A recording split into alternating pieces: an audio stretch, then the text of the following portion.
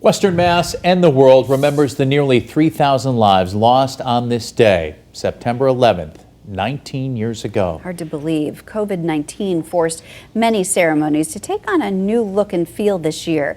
However, from Boston to Westfield, the 206 Massachusetts lives lost that day are being remembered and honored.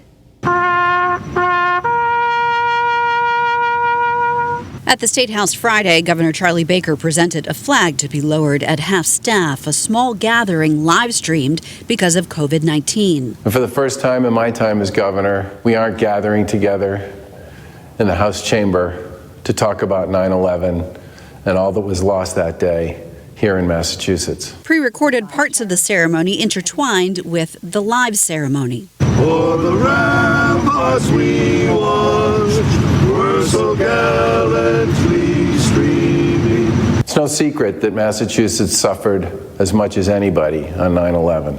And while this year may be different than in years past, I hope by continuing to gather, even if it's virtually as we're doing this year, we are sending a message loud and clear that almost 20 years later, we have not forgotten and we will never forget the loss and the sacrifice of so many on that terrible, tragic, awful day.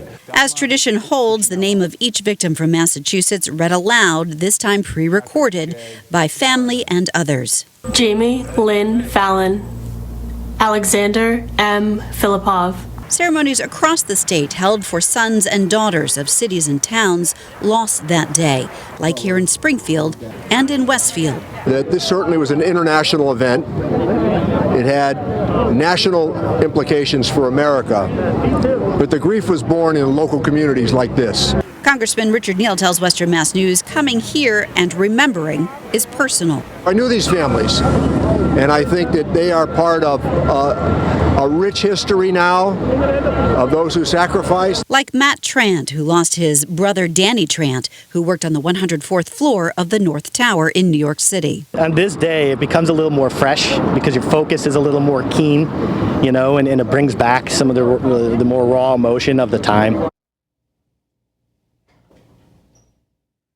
Well, the Massachusetts Fallen Firefighters Memorial Ceremony also held virtually and live streamed this morning.